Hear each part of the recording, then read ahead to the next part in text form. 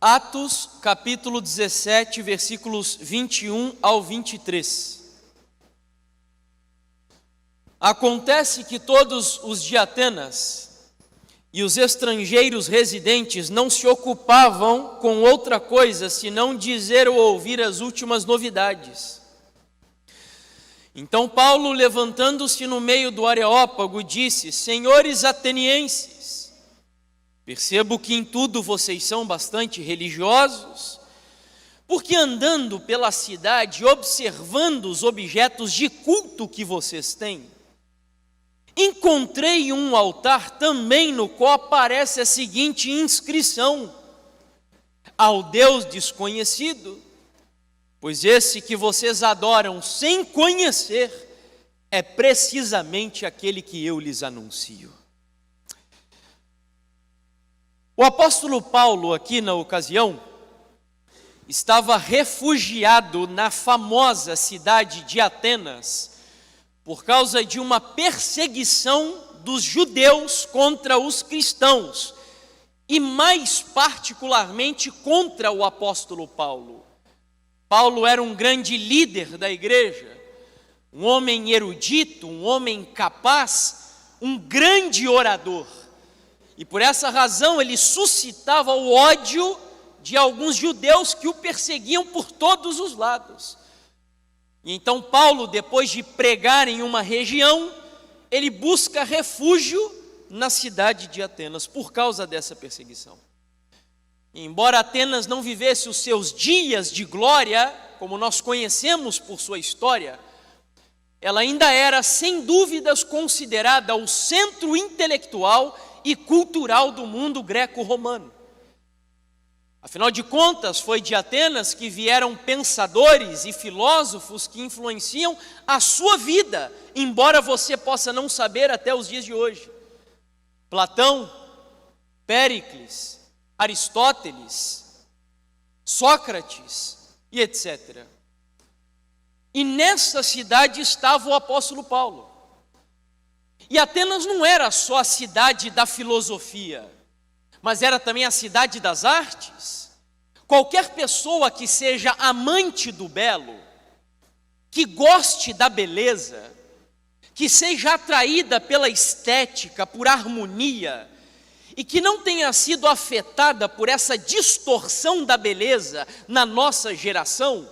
Eu até fiz uma publicação essa semana, antes de ontem, se não me engano, na minha página do Facebook, do Instagram, falando sobre uma marca famosíssima que é a Balenciaga. Não sei quantos conhecem essa marca. É uma marca que tem promovido uma desconstrução da beleza. Onde, por exemplo, no último desfile da marca, na Paris Fashion Week, os seus modelos desfilaram andando sobre um lamaçal, usando roupas feitas de saco de lixo, roupas, enfim, é uma desconstrução da beleza, do belo, da estética, cujo nosso Deus é o autor do belo.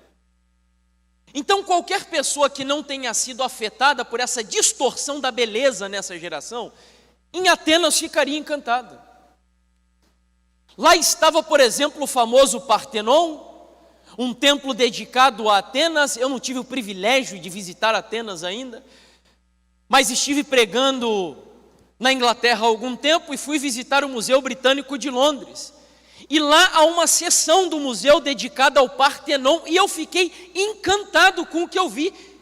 E eram só pedaços do antigo templo da época do apóstolo Paulo. Então, nessa cidade sublime, de construções colossais, de filosofia atraente, ali está o maior plantador de igrejas da história do cristianismo, o apóstolo Paulo. E a Bíblia diz num verso que nós não lemos aí do capítulo 17, que este homem de Deus, o espírito dele ficou literalmente provocado nesta cidade. Quando nós lemos o texto, num primeiro momento, pode nos dar a impressão que Paulo se impressionou com a filosofia de Atenas, ou com as construções de Atenas, mas não. Diz a Bíblia que o que provocou o apóstolo Paulo, numa tradução mais literal da palavra, seria o que incomodou o apóstolo, foi a quantidade de deuses que ele viu espalhados pelas ruas de Atenas. De acordo com alguns estudiosos, eram mais ou menos 30 mil deuses e altares. Você consegue imaginar? Era quase que um Deus para cada sentimento humano.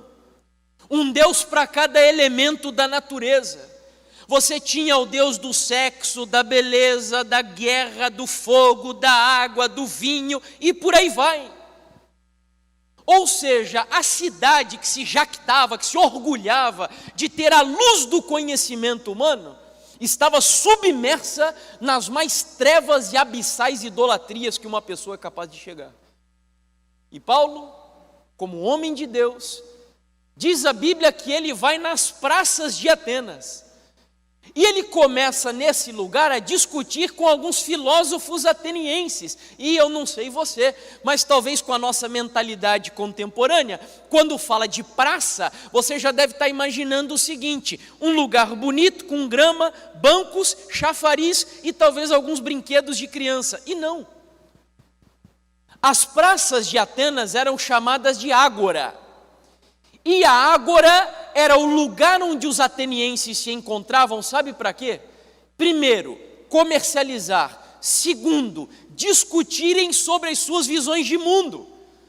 Se pudéssemos comparar com algo da nossa geração, a ágora de Atenas eram as redes sociais da sua época.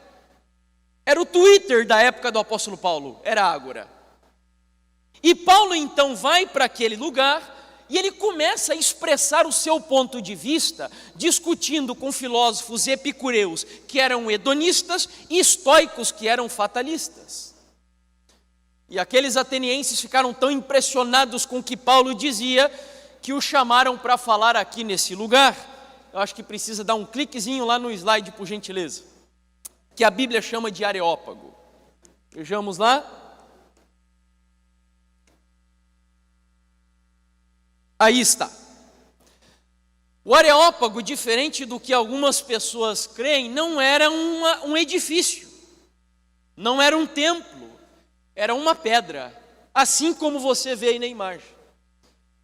Então eles chamam o apóstolo Paulo para discursar aí sobre este lugar. O que era este lugar na época de Paulo? Era o lugar onde a Suprema Corte dos juízes de Atenas se reuniam para zelar, resguardar e proteger a filosofia, a moral e a ética dos atenienses. Então Paulo vai ali, eu imagino aquele lugar ali de baixo cheio de pessoas, e Paulo inicia o seu discurso como nós lemos no versículo 22. Veja aí comigo, Atos 17, versículo 22, Paulo vai até o Areópago e começa dizendo assim, ele não tinha microfone, vamos tentar imaginar a cena, ele falando: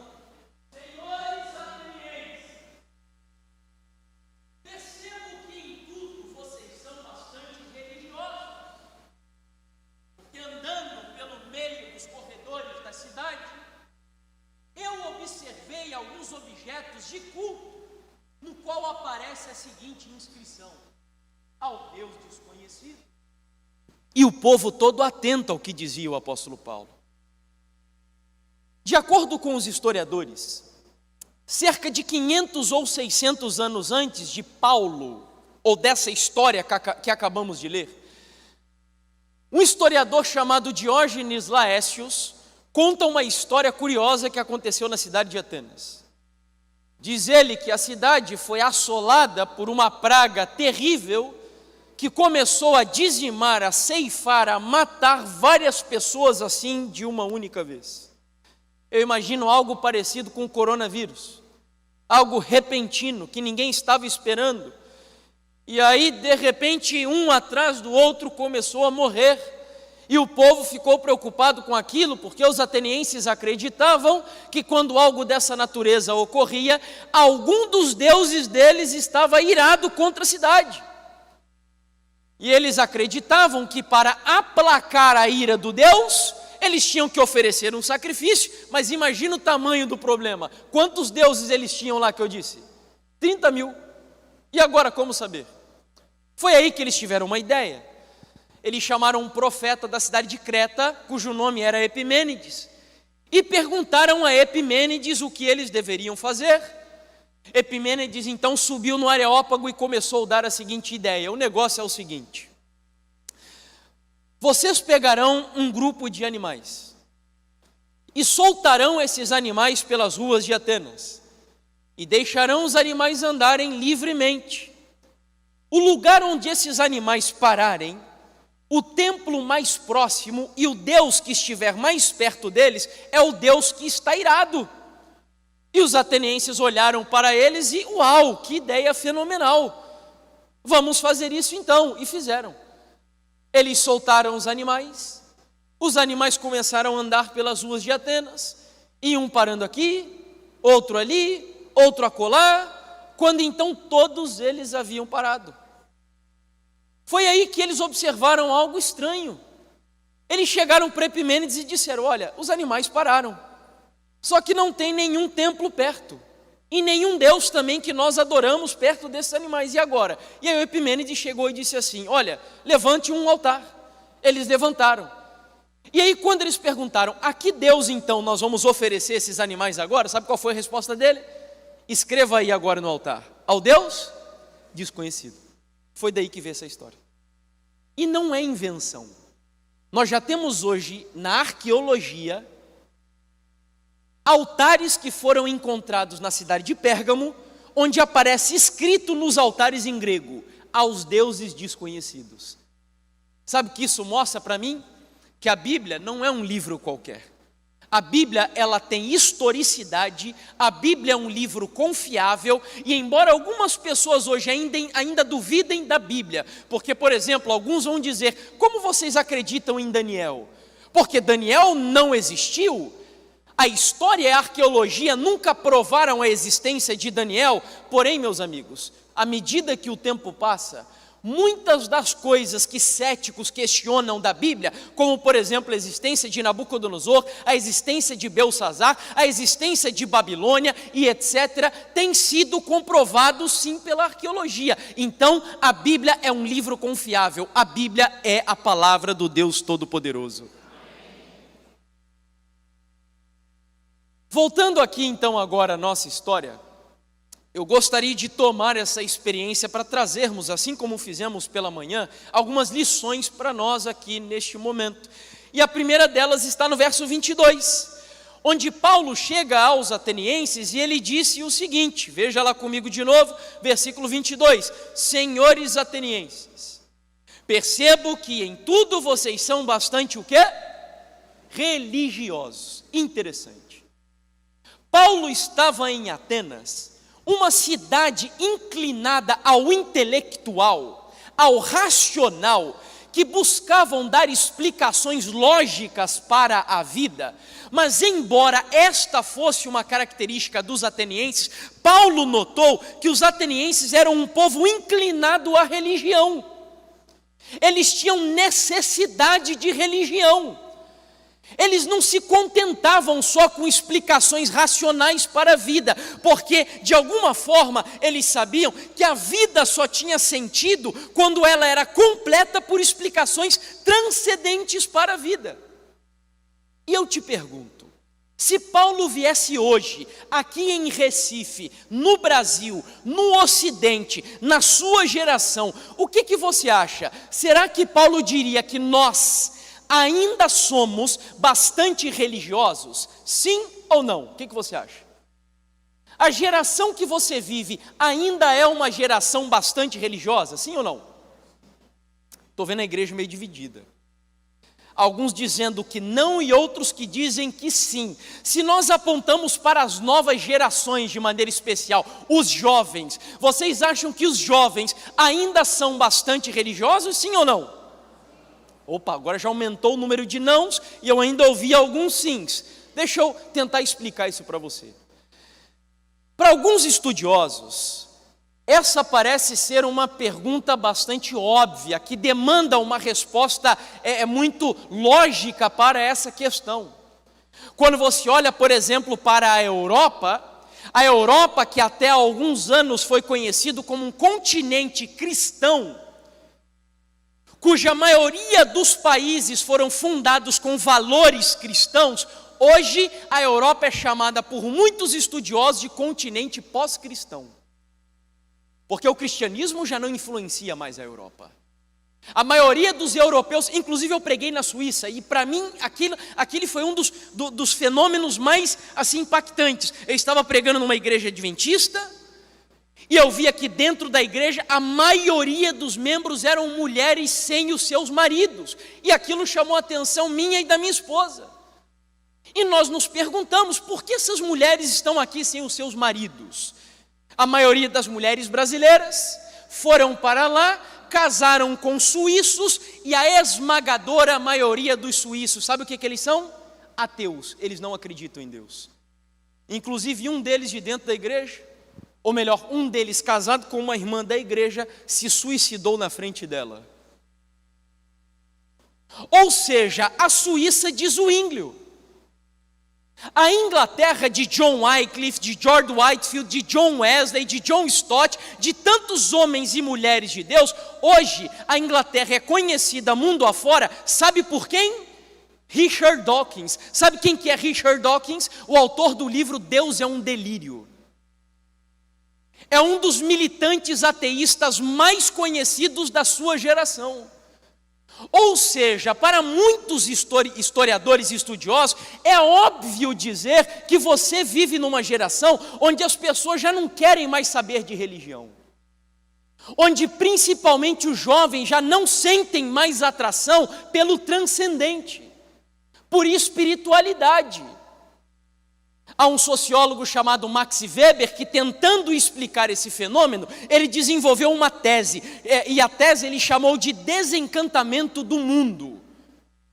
Ele explica que sociedades, quanto mais científicas se tornam, quanto mais as pessoas vão para as universidades e fazem os seus mestrados, doutorados, PhDs, etc., a tendência é que essas pessoas se afastem cada vez mais das explicações místicas da vida. Daí vem o desencantamento, o mundo encantado na visão dele. Vocês conhecem o John Lennon, integrante da famosa banda dos Beatles da década de 60? Vejam o que o John Lennon chegou a afirmar há algum tempo. Olhem só, me ajude lá no... está travando ainda. Ele disse assim, aí está: o cristianismo acabará, desaparecerá, minguará para sempre. Não preciso argumentar acerca disso. Eu estou certo e o tempo provará que eu tenho razão. E quando eu leio essas palavras dele proferidas lá atrás, a impressão que eu tenho é que o John Lennon foi um profeta. Porque a realidade do cristianismo na Europa é essa, nos Estados Unidos já está nesse mesmo caminho, e aqui no Brasil nós começamos a sentir os respingos disso, nas novas gerações. Será que ele tem razão? Bom, aí eu preciso responder uma outra pergunta. Você já parou para pensar no que é religião? Se alguém chegasse para você e perguntasse assim, o que é religião para você? Que resposta você daria? Eu acho que alguns chegariam para mim e diriam assim, religião é a crença em Deus. Porém, os budistas não acreditam na existência de um Deus. E você sabe que o budismo é o quê? É uma religião. Alguns poderiam dizer, religião é você acreditar na existência de um mundo espiritual. Isso é religião. Porém, os hinduístas não acreditam que existe um mundo espiritual. Eles só creem no mundo da matéria. Tanto que o hinduísmo trabalha com aquela ideia do karma, da reencarnação, que você precisa levar um karma na sua vida, e, enfim, é o mundo da matéria. Eles não creem no mundo espiritual, mas você sabe que o budismo, que o hinduísmo é o quê? É uma religião. Então, o que é religião? Eu vou trazer uma proposta aqui para o nosso tema, que é de um autor chamado Timothy Keller, no livro A Fé na Era do Ceticismo, e eu estou de pleno acordo com a definição dele, onde ele diz: então, o que é religião? É um conjunto de crenças, diz ele, que em primeiro lugar explicam o que a vida é, em segundo lugar, quem nós somos, e em terceiro lugar, as coisas mais importantes com as quais os seres humanos deveriam gastar o seu tempo fazendo. Olha que interessante, trocando em miúdos, traduzindo de maneira mais singela para você, religião é tudo o que se propõe responder às perguntas mais básicas da sua vida. De onde eu vim? Para onde eu vou? Qual é o propósito da minha vida? E por que o mundo está tão desgraçado da maneira como está? Tudo o que se propõe dar uma resposta para essas perguntas é religião. Inclusive o ateísmo, no que eles chamam de naturalismo. E apesar de se apresentarem para o mundo com status de ciência, o próprio ateísmo e o naturalismo, quando entram no âmbito da explicação da origem da vida e do sentido da vida, o que eles tratam é simplesmente religião e filosofia, e não ciência.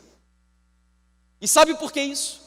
Porque neste sentido, todo ser humano, seja ateu ou seja crente, seja agnóstico ou seja cristão, ou seja lá quem for, todo ser humano é intrinsecamente religioso. A sua natureza é inclinada à religião. Todo ser humano tem necessidade de adorar alguém ou alguma coisa. E eu te pergunto, quem criou você com essa inclinação na sua vida? Quem foi? Deus. Quer ver uma prova? Eclesiastes capítulo 3, versículo 11, se não me engano, diz: porque foi Deus quem colocou a eternidade aonde? Você lembra?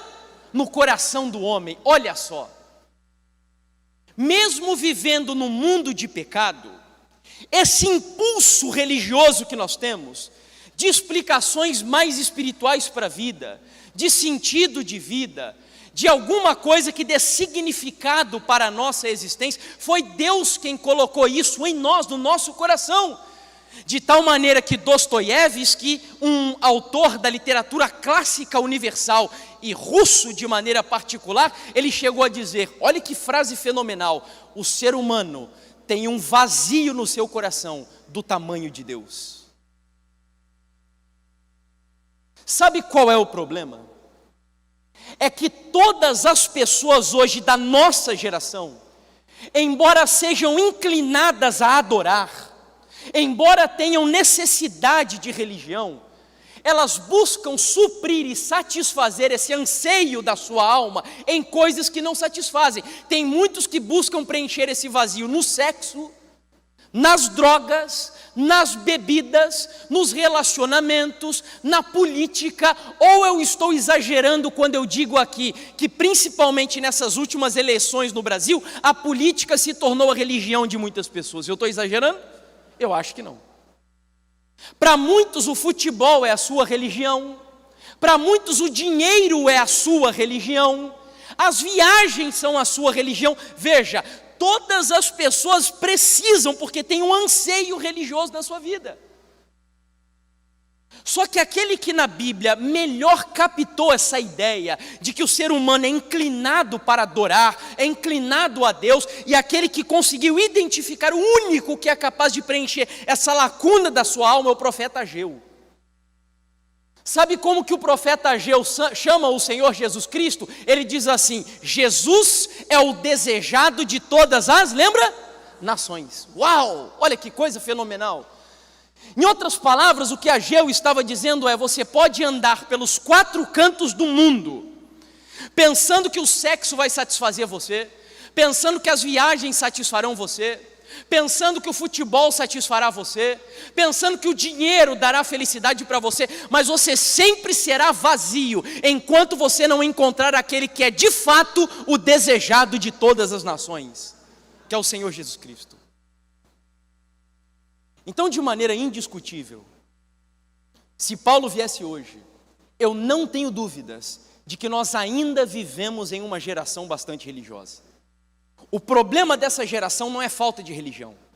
O problema dessa geração é onde as pessoas estão buscando suprir essa necessidade de religião na vida. Mas, irmão, isso aí que você acabou de me mostrar é um ponto de vista de um crente. O Timothy Keller é pastor? Tudo bem, então vamos sair da área espiritual ou teológica e vamos deixar um psicólogo falar, ou um psiquiatra. Eu não sei bem se alguém aqui da área da psicologia ou psiquiatria, fique à vontade para me corrigir. O Jung era psicólogo ou era psiquiatra? Psicanalista, ok. Tinha uma linha um pouquinho diferente da de Freud, né? Ok. E no livro Espiritualidade e Transcendência, vejam só o que Jung fala, um cientista. Vejam a conclusão que ele chegou ao estudar o inconsciente do ser humano. Diz ele, não fui eu que inventei uma função religiosa para a alma. O que eu fiz foi apresentar fatos, comprovando que a alma é naturaliter, ou seja, em latim, por natureza o quê? Religiosa. Interessante. Um cientista dizendo que quando estudou o inconsciente do ser humano, chegou à conclusão de que o ser humano tem necessidade de religião. Vocês já ouviram falar aqui de um psiquiatra também chamado Viktor Frankl? Ele é o criador da terceira escola vienense de psicoterapia. Aliás, o Dr. Rodrigo Silva, e eu só estou contando isso para vocês porque eu já ouvi falando sobre isso publicamente, então não tem problema nenhum. O Dr. Rodrigo Silva teve depressão séria, inclusive ele pensou em tirar sua própria vida, e a história dele é fenomenal. Quem ainda não viu, sugiro que veja. E o Dr. Rodrigo Silva usou o método deste psiquiatra austríaco, que é o Viktor Frankl, a logoterapia, para conseguir superar um dos maiores desafios da sua vida, que era a depressão. E o Viktor Frankl, diferente de muitos aí que produzem teses e etc., ele não filosofou acerca do ser humano. Ele era um judeu, ele foi prisioneiro de campos de concentração do regime nazista e esteve no pior campo de concentração criado pelos nazistas, Auschwitz.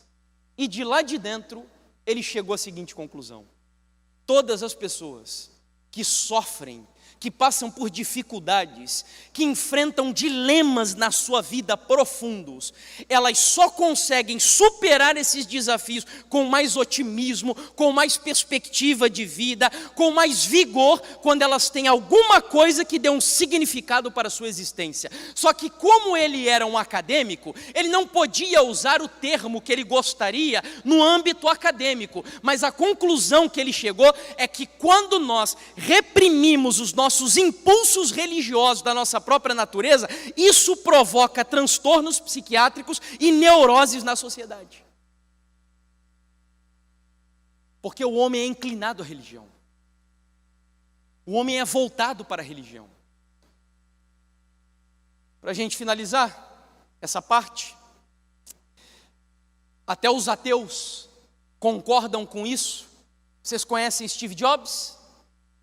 Steve Jobs, quando descobriu aquela doença que traria definitivamente a sua morte, e não se contentando que a vida se resume ao aqui e agora, eu lembro que quando eu era criança, nós tínhamos naquela época as aulas de estudos sociais, e nas aulas de estudos sociais a gente aprendia que o ser humano nasce, cresce, se reproduz e morre. Lembra disso?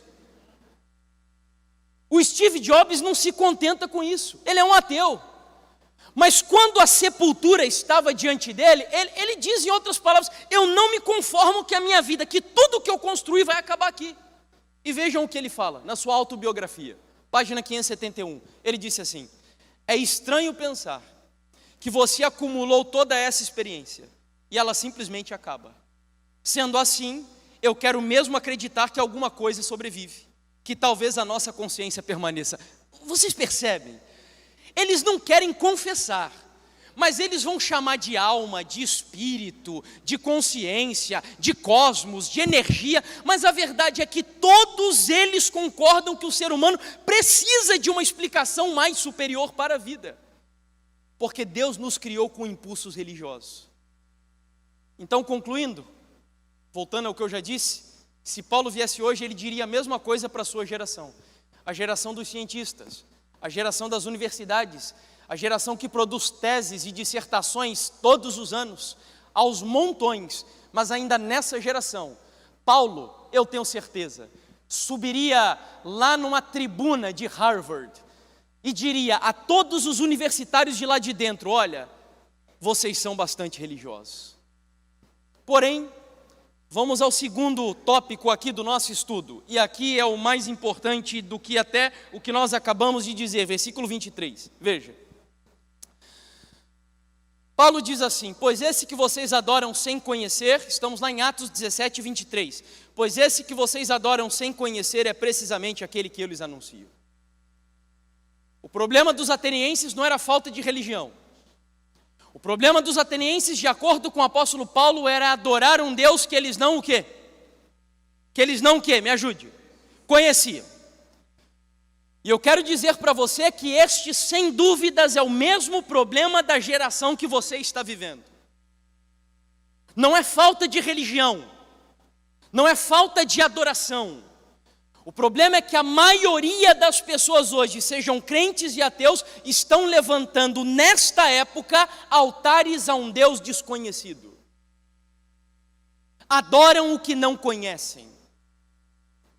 Muitos hoje gostam e dão saltos até de ouvir falar do Deus da bênção, o Deus da cura, o Deus do milagre, o Deus do amor, o Deus do perdão, da graça e da misericórdia. E eu te pergunto, todas essas coisas que eu acabei de dizer, definem quem Deus é, sim ou não? Sim, Deus não é amor, Deus não é misericórdia, tudo isso define Deus, mas só isso define Deus? Não. Sabe qual é o problema?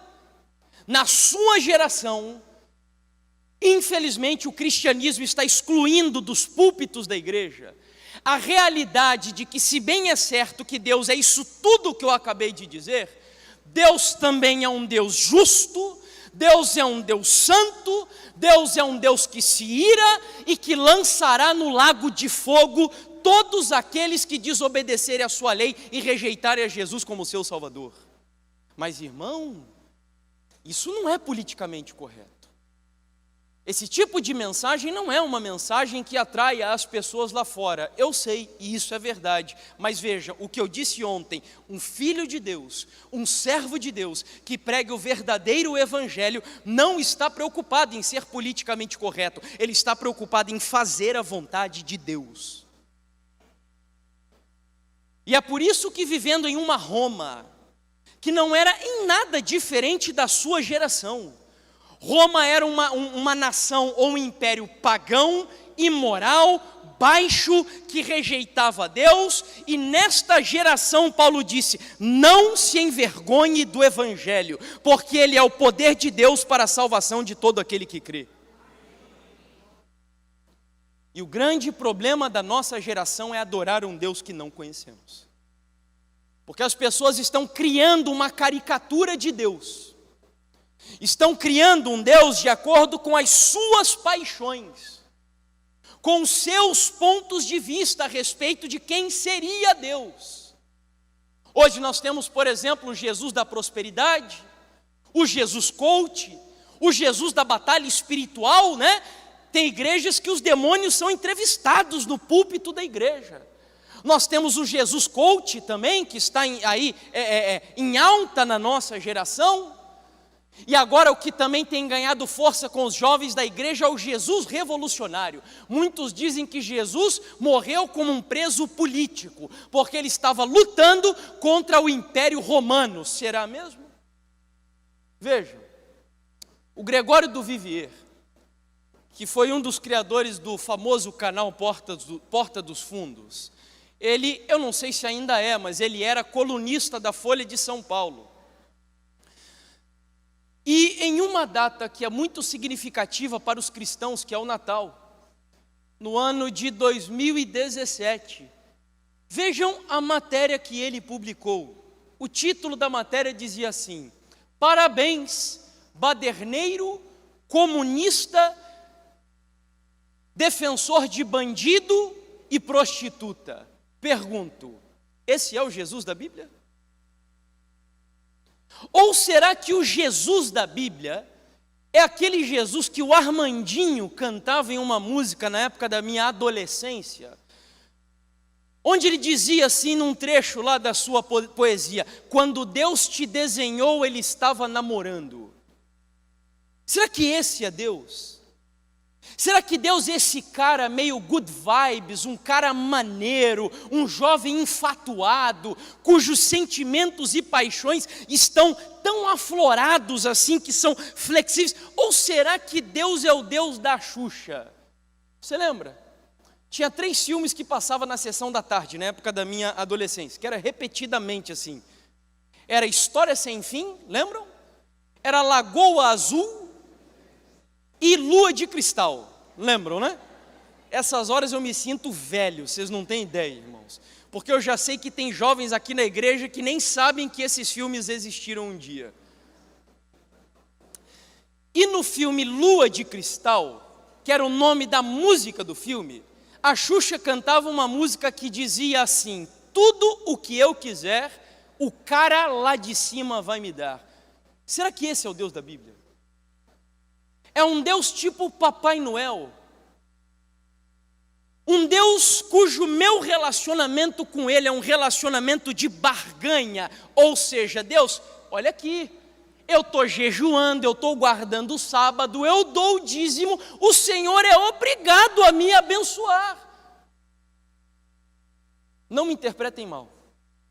Eu acho que nós temos desenvolvido uma cultura do provar e ver de dentro da nossa igreja que nós temos que ter muito cuidado. Porque as histórias que nós vemos no Provar e Vede são lindas. A minha esposa é apaixonada por ver aquelas histórias, são inspiradoras. Mas quando você traz aquelas histórias para a vida real, nem sempre terminam do jeito que nós vemos ali. Porque às vezes você está doente, você é fiel a Deus, você vai orar e Deus não vai curar você. Isto é ou não é a vida real? Às vezes você é fiel nos dízimos, você nunca roubou os dízimos do Senhor, mas Deus vai permitir que você perca o seu emprego, ou que a sua empresa quebre. E esta é a vida real. Então, usando aqui a expressão que o Bibotalk usa num livro chamado, olha que título interessante do livro dele. Quem é jovem aqui, eu sugiro que leia. O livro se chama O Deus que Destrói Sonhos. Nós temos ouvido muito uma frase que diz, né? Deus não nos decepciona. Será mesmo? Deus pode não nos decepcionar quando os nossos planos estão em harmonia com os planos de Deus. Mas eu, por exemplo, tinha planos de no ano de 2020 ter um filho com a minha esposa e Deus não quis que eu tivesse um filho naquela ocasião. Deus permitiu que um câncer viesse para dentro da minha casa. E o grande problema é que nesta geração, nós estamos confusos a respeito de quem Deus é. Nós criamos uma imagem de Deus que não é a imagem que a Bíblia nos passa sobre Deus. Eu não estou aqui dizendo que Deus é um Deus carrancudo. Deus é um Deus de amor. Deus é um Deus que Ele faz de tudo para salvar você. Mas nós precisamos recolocar Deus no seu devido lugar de transcendência. Mas a partir de quando essa confusão sobre Deus começou a influenciar a nossa geração? E aí não vai dar tempo, óbvio, de eu explorar isso daqui com você. Eu vou passar rapidamente, mas muitos estudiosos chamam a geração que você vive desse nome aí, pós-modernidade. E a pós-modernidade explica bem para nós a razão pela qual nós temos essa confusão a respeito de Deus. Como o próprio nome sugere, pós-modernidade é a geração que veio depois da modernidade. E enquanto na geração da modernidade o povo acreditava em absolutos, a geração pós-moderna não acredita mais em absolutos. Você vive na geração do relativismo. É a geração onde não há certo e errado, onde não há bem e mal, onde não há diferença entre o santo e o profano. Essa é a sua geração. Como que tudo isso começou? Se nós recuamos um pouquinho, nós veremos que, por exemplo, Marx tirou as digitais de Deus da história do mundo. Eu sou historiador. Na verdade, eu não terminei o curso de história, mas faltou muito pouco. Eu fiz licenciatura em história. E eu posso dizer para você que a historiografia mundial, inclusive a do Brasil, não lê a história hoje sob uma perspectiva diferente, senão de lutas de classes. Tudo é assim. Marx tirou as digitais de Deus da história. Freud tirou Deus do inconsciente do ser humano. Darwin tirou as digitais de Deus da natureza. Ou seja, Deus foi excluído de todos os lugares. Você vive em uma sociedade onde Deus não existe mais nas novelas, nos filmes, na literatura, na música. Deus foi excluído. Nós vivemos aqui dentro da igreja uma realidade que não é a realidade do mundo lá fora. É por isso que pela manhã eu falei, nós temos que influenciar a sociedade. E munido dessas informações que acabei de dizer, um filósofo muito famoso, que é Nietzsche, dá um clique lá no slide por gentileza, ele vai criar um personagem, no livro Assim Falava Zaratustra, que é o personagem super-homem, ali está em alemão. E Nietzsche chegou à seguinte conclusão: bom, se Deus não está mais na natureza, não está mais no inconsciente do ser humano, na história e etc., a verdade é que nós não precisamos mais de Deus. E ele vai cunhar uma frase que é título de um filme que você já deve ter assistido. Quem sabe que frase é? Deus está morto. É dele essa frase. E o que Nietzsche estava afirmando era o seguinte: se Deus foi excluído de tudo, então nós não precisamos mais dele. Qual foi o resultado? O homem e a mulher modernos esperavam que a ciência resolvesse todos os problemas da vida deles. Mas aí veio o século XX, qual foi a consequência do avanço científico? Trouxe melhoria? Trouxe, mas trouxe também a Primeira e Segunda Guerra Mundiais.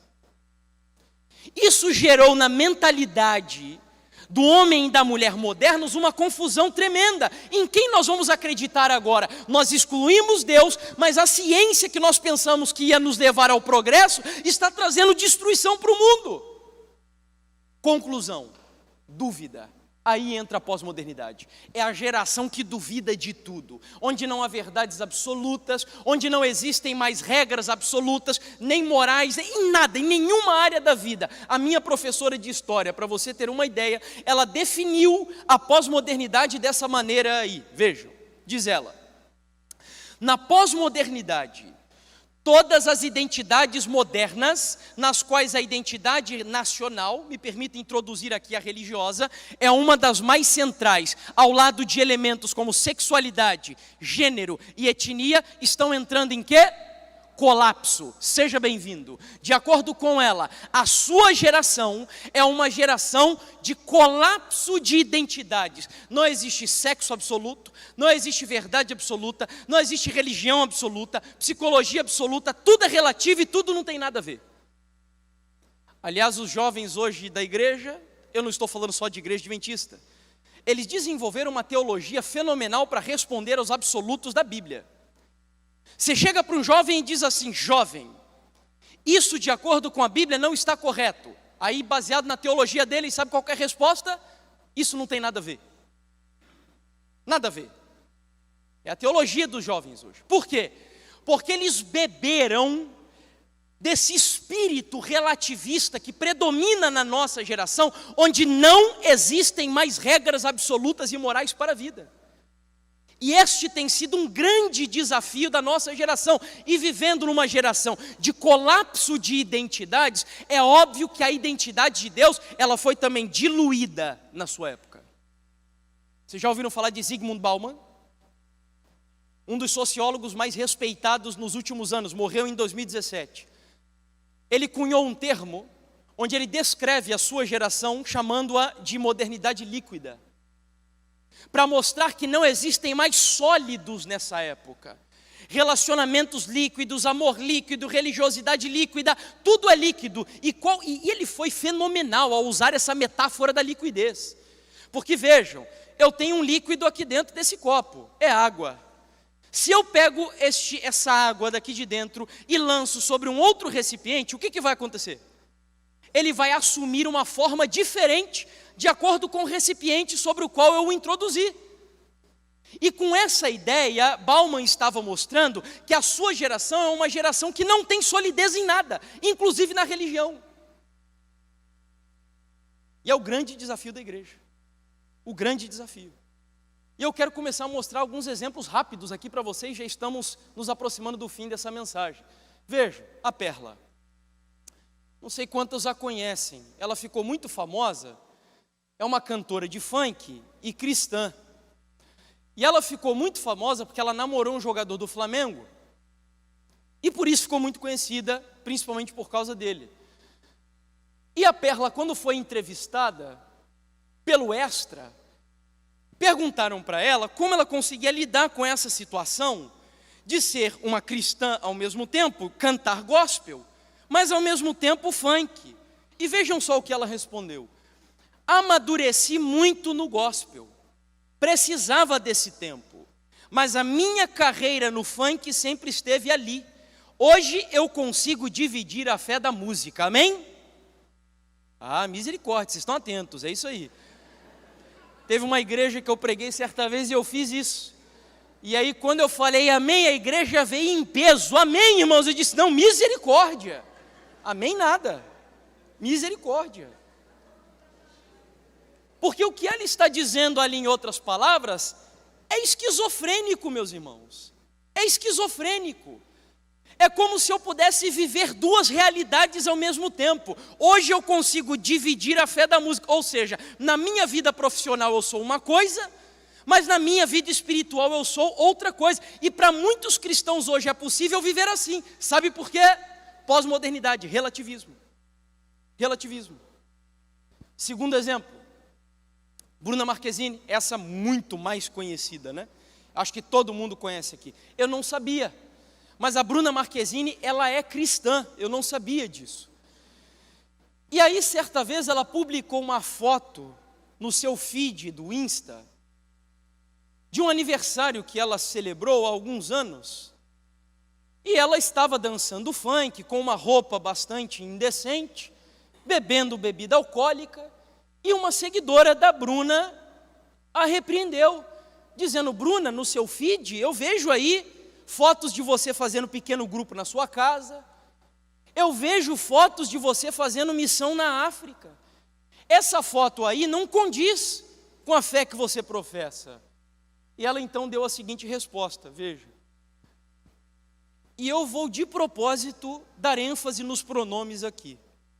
A única referência para a minha vida é Jesus, diz ela.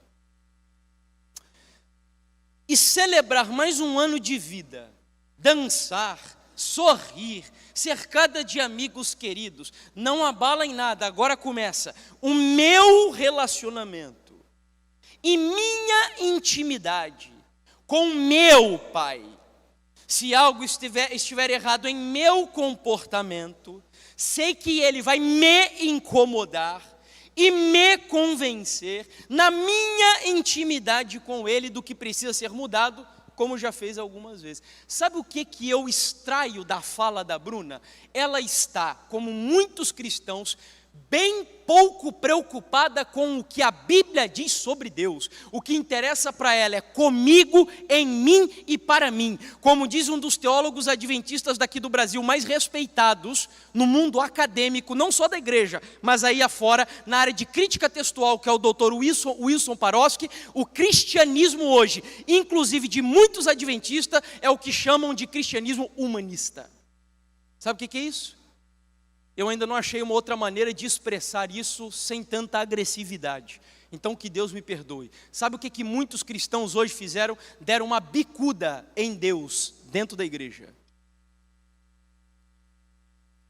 Tudo é feito para o homem, pensando no homem, na vontade do homem, o agrado do homem, a felicidade do homem, a satisfação do homem, tudo é feito girando em torno do homem, de tal maneira que muitos de nós estamos desenvolvendo hoje um cristianismo antropocêntrico, ao invés de um cristianismo teocêntrico.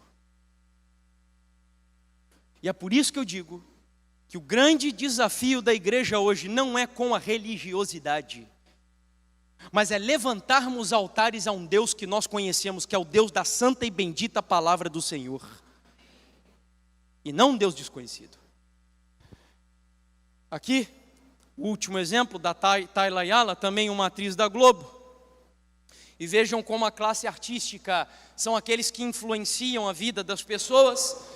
E a Tayla Ayala se batizou numa igreja evangélica, eu inclusive vi a foto do batismo dela.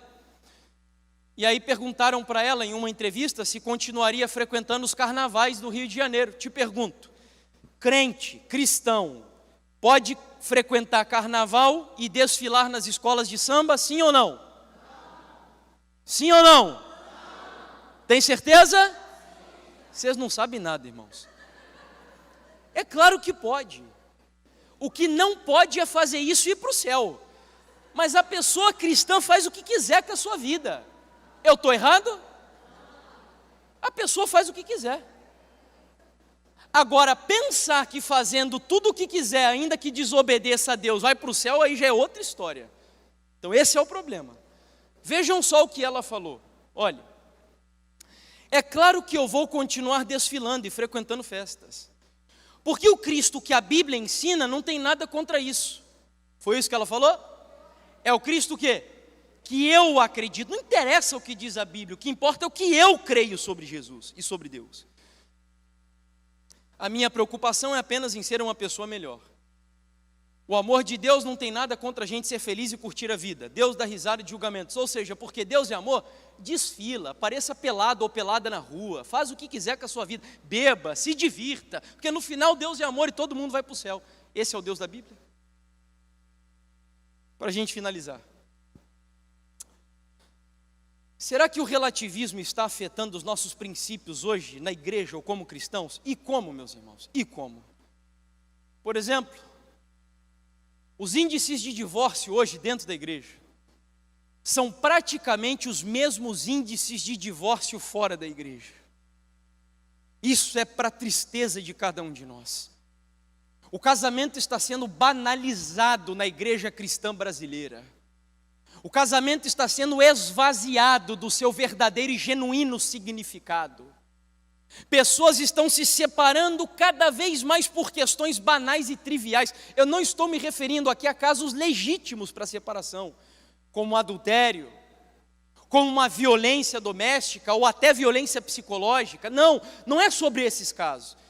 Eu estou falando aqui de casos do tipo, já ouvi várias vezes, nós temos incompatibilidade de gênero. Já ouviram isso? A minha esposa é muito diferente de mim, não dá certo. O meu marido é muito diferente de mim, não dá certo. Deixa eu ser sincero com você.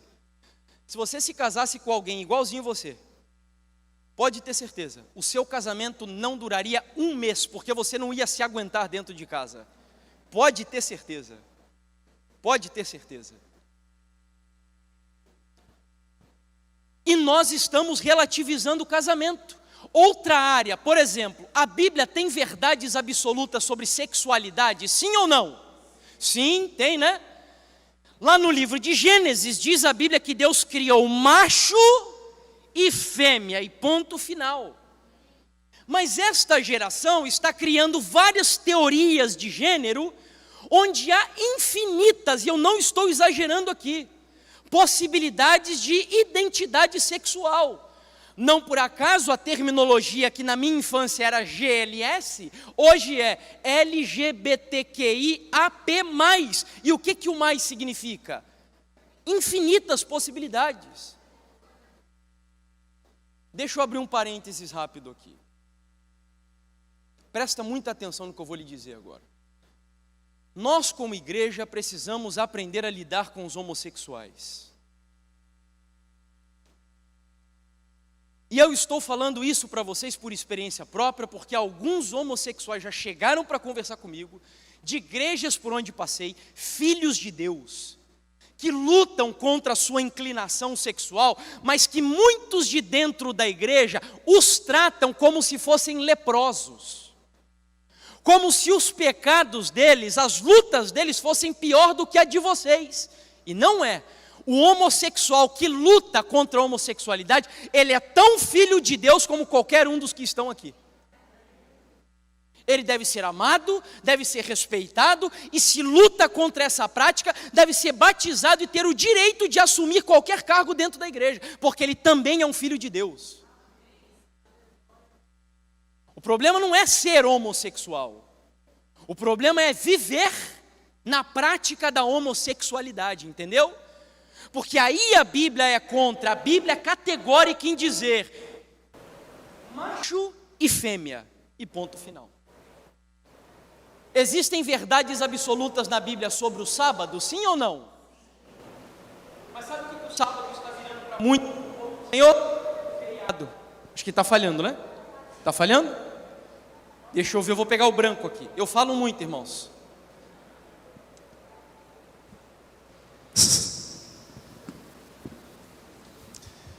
Um feriado.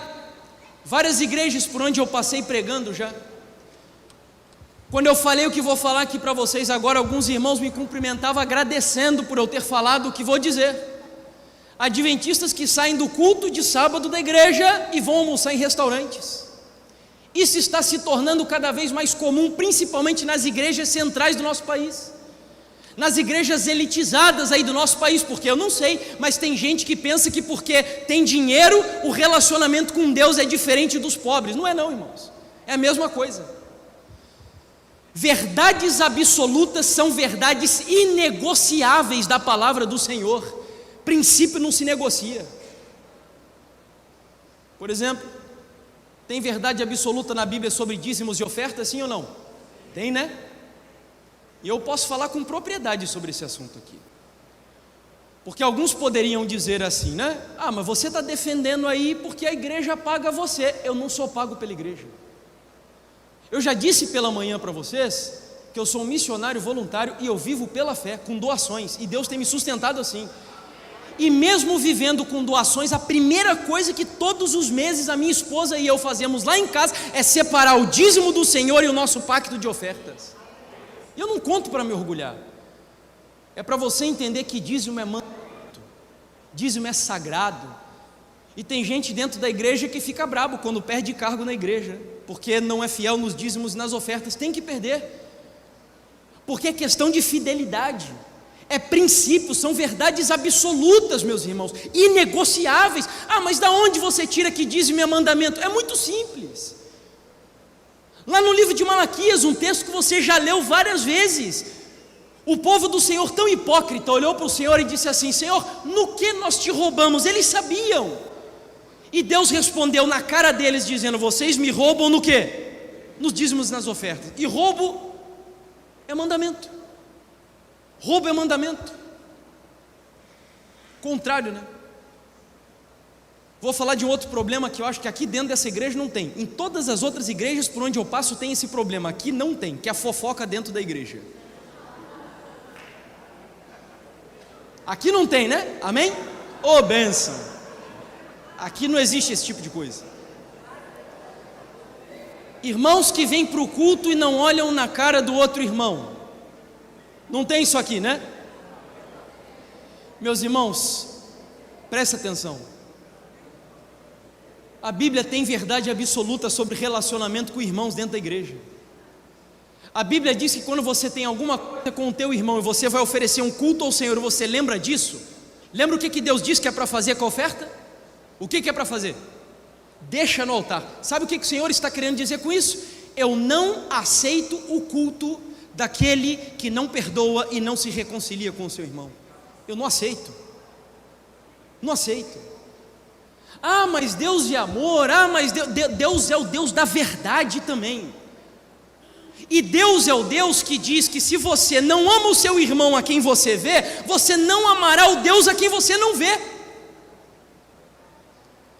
Em nome de Jesus, perdoe o seu irmão aqui dentro da igreja, amém? Amém. E viva um relacionamento cristão.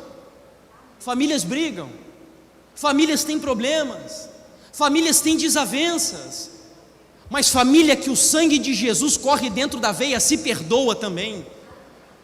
E Deus espera que nós vivamos essa realidade. Você percebe que várias áreas da nossa vida estão sendo afetadas por uma visão relativista de fé. Nós estamos adorando num altar de um Deus desconhecido. E para a gente encerrar, o terceiro elemento aqui do nosso estudo, e esse eu vou passar por ele rapidamente. Paulo termina o discurso lá no Areópago, versículo 23 e 24. Preste toda a sua atenção aqui agora.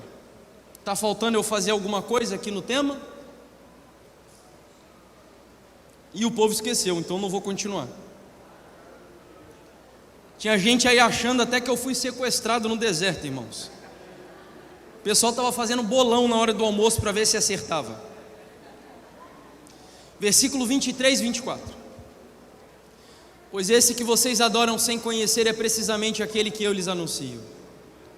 O Deus que fez o mundo e tudo que nele existe, sendo Ele Senhor do céu e da terra, não habita em santuários feitos por mãos humanas. Esse texto é fenomenal. Porque quando Paulo chega para os atenienses e diz assim: olha, vocês estão adorando um Deus que não conhece, ele vai agora começar a mostrar para os atenienses que Deus é esse. E ele diz: o meu Deus é o Deus que criou o céu e a terra, então é um Deus criador. O meu Deus é o Senhor de todas as coisas, então Ele é um Deus soberano. Este é o meu Deus. O meu Deus é um Deus onipresente, que não está enclausurado dentro de templos feitos por mãos humanas. Esse é o meu Deus. E eu quero terminar falando um pouquinho sobre esse Deus na minha vida. Esse Deus que acima de tudo é o Senhor do céu e da terra. Esse Deus que me tirou lá do meu conforto. Eu estava lá em casa com a minha esposa e me levou para o deserto, lá no México. Eu não disse para vocês, mas eu tenho aqui a foto, vou mostrar para vocês. Foi para esse lugar que eu fui, no meio do nada. Era o mês de outubro, se não me engano, de 2013. Minha esposa e eu fomos para lá. Assim de dia parece até bonito, e de fato o era, mas à noite o cenário ficava um pouco assustador. E eu terminei pela manhã, para quem não estava aqui, eu disse que eu era um perseguidor da igreja adventista durante 10 anos, dizendo que essa igreja era Babilônia, eu não cria no Espírito Santo, não cria que Jesus era Deus e mais uma série de outras coisas. Até que em outubro de 2013, Deus pega a minha esposa e eu, esse Deus que é Senhor e que faz loucura na sua vida. Esse Deus pegou a minha esposa e eu e nos levou para ali, uma escola missionária. Quando abriram a porta do trailer, e eu já fico imaginando, você já deve estar pensando, né, o que será que eles viram dentro desse trailer? Era um urso, era um monstro, Eu não disse que tinha nada. Eu terminei dizendo que vocês não fazem ideia do que aconteceu ali. E quando abriram a porta do trailer, a minha esposa, ela começou a chorar de desespero, como eu nunca tinha visto ao longo dos nossos anos de casamento. E ela olhou para mim, e eu lembro que a gente assentou na cama do trailer, e ela disse: eu quero ir embora amanhã aqui desse lugar. Eu não vou aguentar ficar aqui de jeito nenhum. Eu olhei para ela e eu disse: não dá. Nós vamos ter que ficar no mínimo 3 meses aqui nesse lugar. Era o mínimo que daria para a gente ficar. E ali, meus irmãos, estava a ponto de começar um dos momentos mais difíceis dessa nossa trajetória. Nós não fomos criados em berço de ouro, em família rica, nem nada. Mas nós nunca tínhamos passado pelo que passamos lá.